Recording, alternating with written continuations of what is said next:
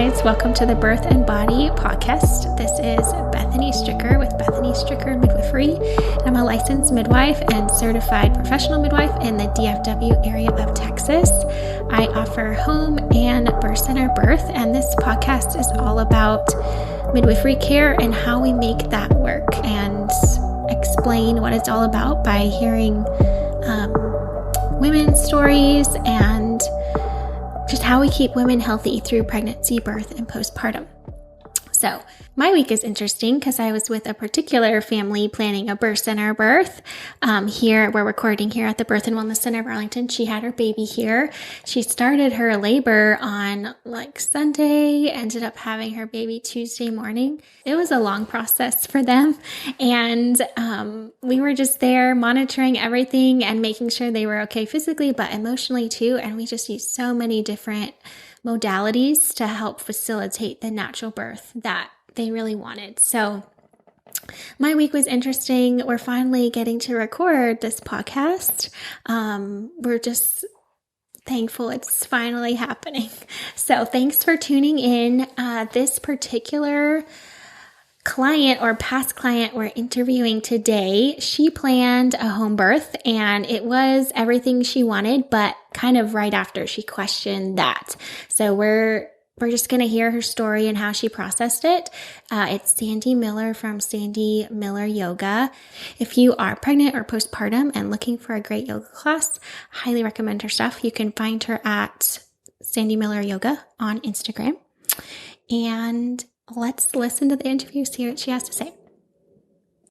Thanks for being here, Sandy. I'm super excited to have you on the show because you had a beautiful home birth almost a year ago. Alexandra's almost a year old, which I can't believe now. Yeah, it goes by so fast. I'm really excited to have you on the show. You're a yoga teacher, spinning baby certified, and just have all this knowledge to share along with your experience. So I'd love to just have you introduce yourself and just talk about how you first started kind of considering a home birth and then how you ended up pursuing it.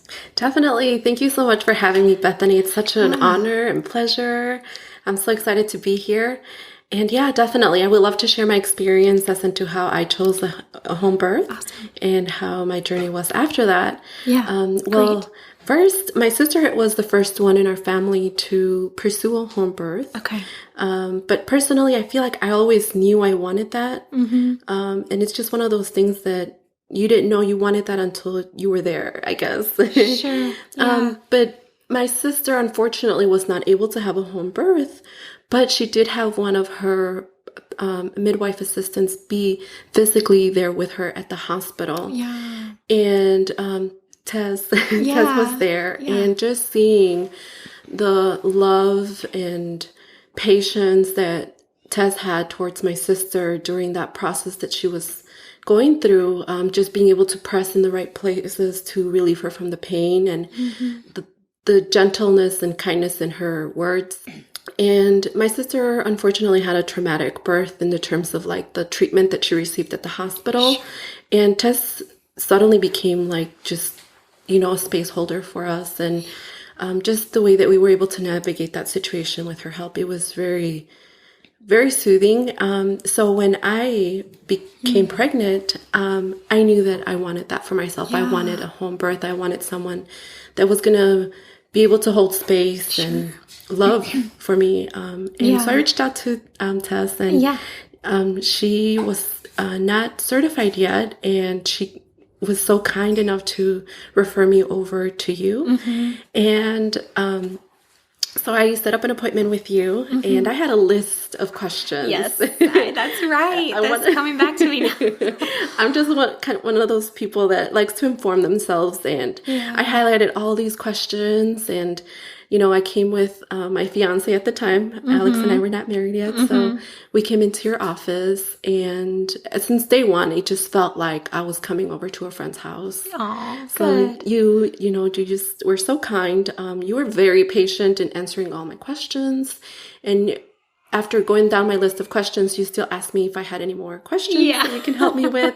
And this was just like the initial appointment of like getting to know you. And I love that one time you did sit down when we were getting close to the due date.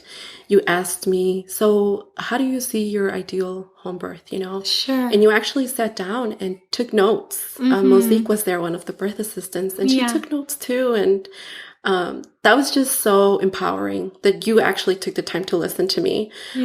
Before we made it to you, I was seeing a regular OBGYN. That's right. And we did some blood work with her, and we went for, I think, 2 or 3 appointments. And in a regular Western setting, everything just felt so cold and so rushed. When we had questions, besides them being rushed, it just felt like, in my experience, it just felt like out of a textbook. It just didn't feel very, like personable. Exactly. Yeah. And not as maybe holistic, like not individual. Right. Yeah. For you. Yeah. Yeah. So, so that was just very different. Like, when I was with you, and every single appointment, I always had questions. Yeah. And it was so neat because you didn't just answer my questions. You also had different things to offer. You offered the resource of Happy Home Birth podcast. That's right. Which we listened to. Shout out to Happy Home Birth. We love her stuff. Yeah. Awesome. And Hypno Babies. Yes. And Alex made it a habit to every day when we would wake up, he would just play Hypno Babies as we're getting ready, which was very helpful for when it was time to push baby out, because it just stays ingrained in your head, and one of the phrases that I love is, as I was gaining weight, with the baby, which is normal, was just that I love my body. I loved my body during my whole pregnancy. So that really helped. Good. And I did teach yoga at Dr. Lexi's before being pregnant. And out of sight, out of mind. But thanks to you, I reconnected with Dr. Lexi. So good. I reconnected with Dr. Lexi and with my te. So I was receiving chiropractic treatment, which was also very helpful during my pregnancy and delivery. So that was really neat. I was able to see my dad to get a womb massage and, post-treatment with her as well. So I feel like all of that really prepared me for birth and labor. That's awesome. And once the time came around to have baby, I think I had like I'm saying it right, prodromal labor? Yeah, prodromal. Prodromal labor. Yeah. Where I started having symptoms Friday afternoon. And then I didn't have the baby until Wednesday. That's right. So, because I think we maybe met up when you first started. Okay, I'm remembering the few times, and then before I came to your house. I remember that we were out for dinner that Friday with my mother-in-law, and I actually texted Alex, oh my gosh, I think I'm gonna have the baby, because I couldn't make it. I was halfway through the hallway going to the bathroom, from our table to the bathroom, and he came to help me, and we wrapped it up, went home, and texted you. Which another nice thing is that throughout the whole process, you are just so approachable. That's another beautiful thing about having a midwife, that with every single visit, we were able to build a relationship with you. That Alex felt comfortable texting you, and he was like, hey, Bethany, this is what's going on. I didn't have to worry about having contractions and send a text message. My husband and you were able to have that conversation and hold space for me. So that's something else that, it's so great to have. And less stressful, hopefully. Definitely. It's hard when you're thinking about calling labor and delivery and just even getting someone to figure out when do we go and things like that. Yeah. Because, once the time get closer from Friday to Wednesday when I was already going to have the baby, he just became like my doula, my advocate. He was the one that stepped in and said, we do need to call Bethany. When I still felt like, no, it's not time yet. He stepped in and it was 3 a.m. and he was texting you. And I'm so glad that was there, that was available to us.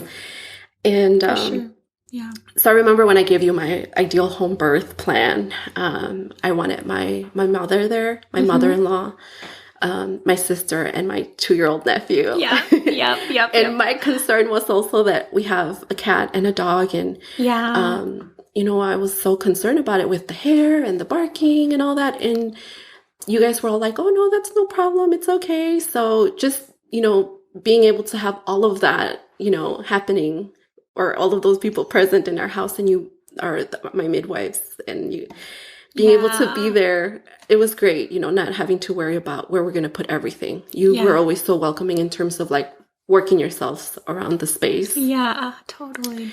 Yeah, so then the day came for me to have baby, and I remember that I still was able to go for a walk, and I was still able to eat. I was a vegetarian for, I think, a decade, and I had not eaten chicken in a decade. I started eating meat because my body called for it, and I was able to honor that, just eat what my body wanted.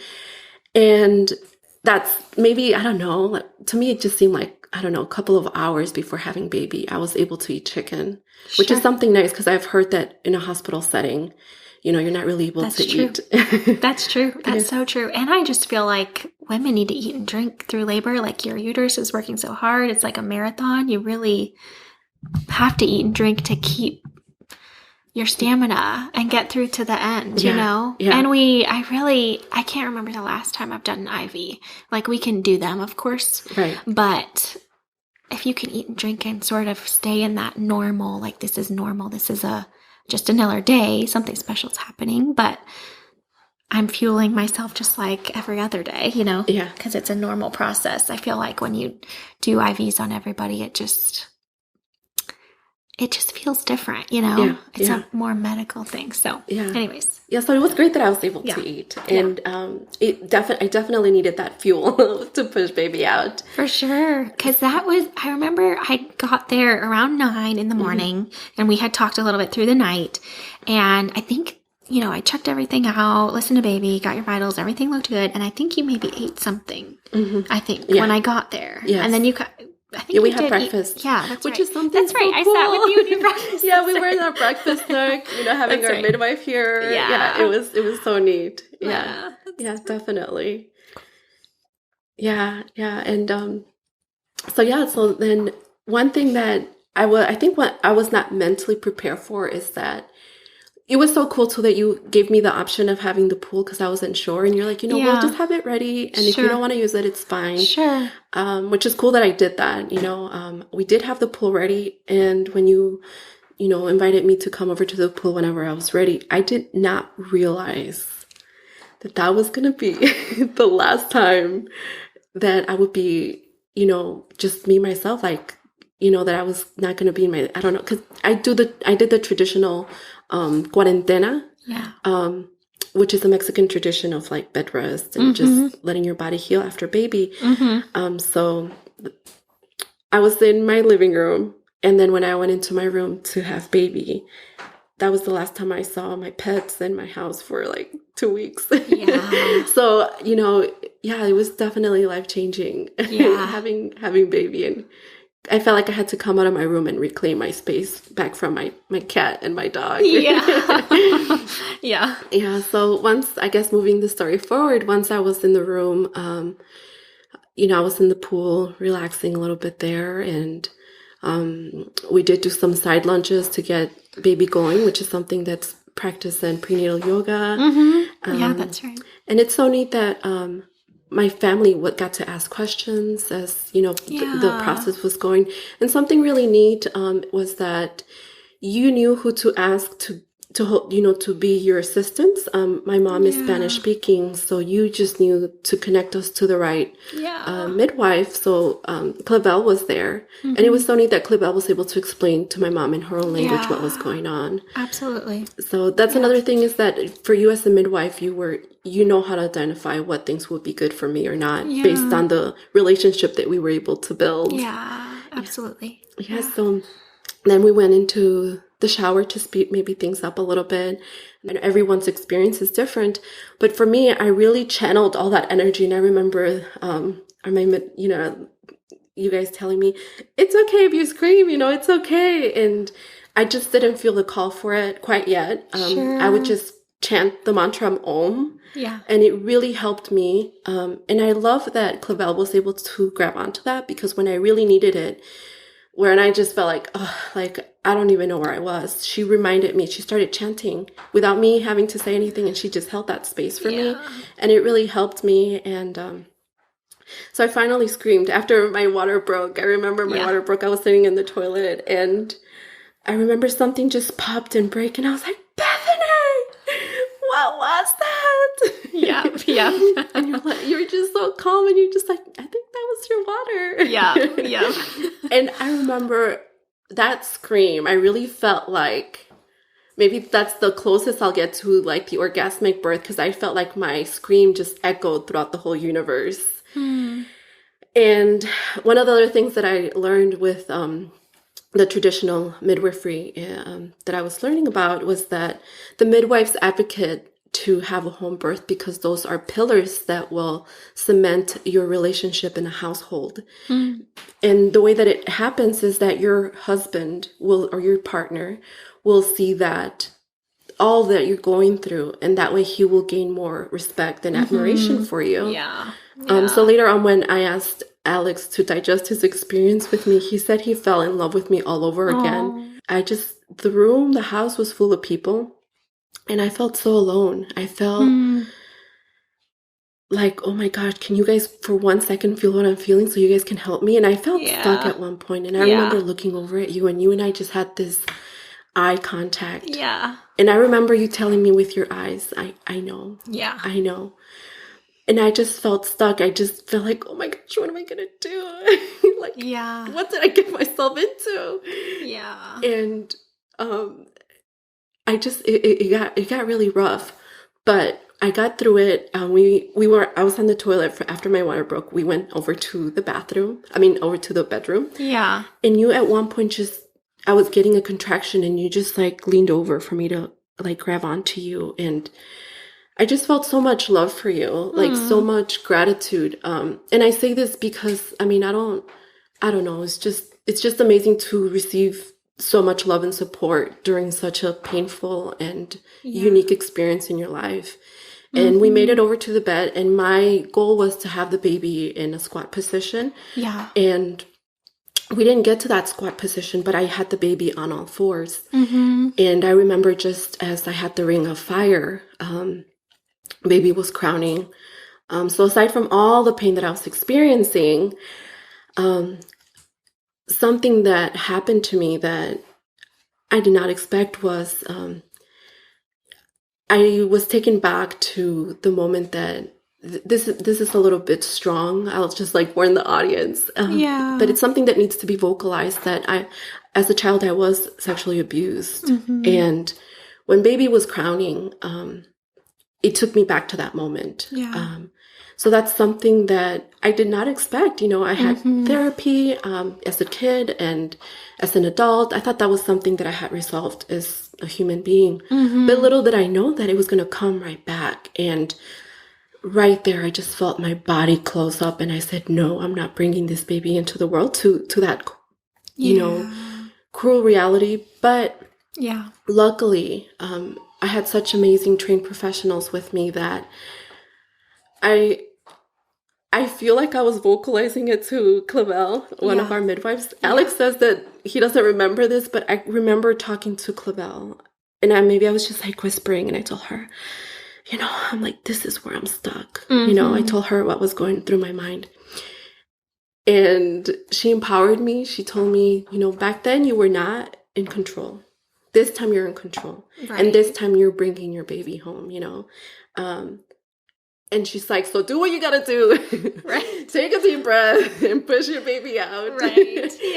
So I had to dig deep. I dove deep, and all my hard work that I put into it, walking every day, doing yoga, chiropractic treatment, it all paid off because I was able to push baby out. And that was just so rewarding. And one of the things that I had asked for in my ideal birth was for Alex to be there with me, and then to receive baby. I just wanted him omnipresent. All around. Doing all the things. I don't know how it's going to happen, but that's what I want. And I couldn't really visualize it. But it happened. Alex was just in an angle where he was able to be there for me, and he was able to hold baby and, catch baby. And something also that was very important to me is that you were very careful in making sure that my perineum was intact, you know? Yeah, that's right. I didn't really worry too much about it, but afterwards, I was able to realize how important that was, you know, value that kindness and care. You know, I feel like no matter how much books you read or how much you talk to people, something that you don't really ever know how it's going to be like is the postpartum period. You know, we all react to it very different. Totally. Being vocal about it was very helpful, you know, because once I was able to be vocal about it, I was able to realize that it's normal. And I was able to even be more grateful to have what I have and all the love and support.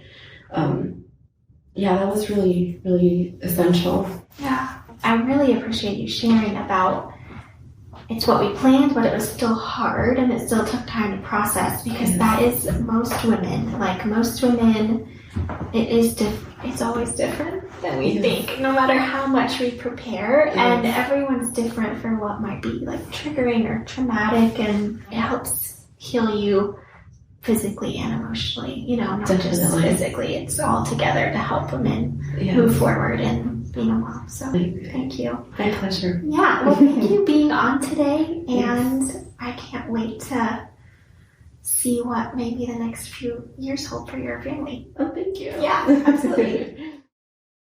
All right, friends, thanks for listening. I hope you were really encouraged by Sandy's story. I really wanted to have her here on the podcast because she had the birth that she planned, but it still was hard and took her time and effort to process. And from working with many families, I found that to just be so common that everyone has to process their birth, even when it goes really well. And like technically with Sandy, she didn't have any complications, but it was still hard and she had to dig deeper than she thought she would. So I hope it just helps all of us realize we all have to process, and sometimes postpartum or birth is really harder than we think. We would also love to hear what else you would like to hear about on the podcast, whether you love birth stories. If you'd like to share your birth story, we'd love to hear from you, especially if you're a past client. Or if there's certain topics you really want to learn about. We really want to discuss keeping our bodies healthy through pregnancy and birth and postpartum. But outside of that too, I'm really passionate about adrenal fatigue and keeping birth workers healthy through our kind of rigorous lifestyle of being up all night and things like that. So let us know what you want to hear about. And if you've made it all the way to the end, please leave us a review. We would so appreciate that. Share about it. You can find like more updates and things like that on my Instagram or Facebook. It's at Bethany Stricker Midwifery on Instagram, Bethany Stricker Midwifery Care on Facebook, and then just BethanyStricker.com for website stuff. And make sure you subscribe on Spotify or Apple so you can get notifications for further podcasts. Thanks for listening. Bye.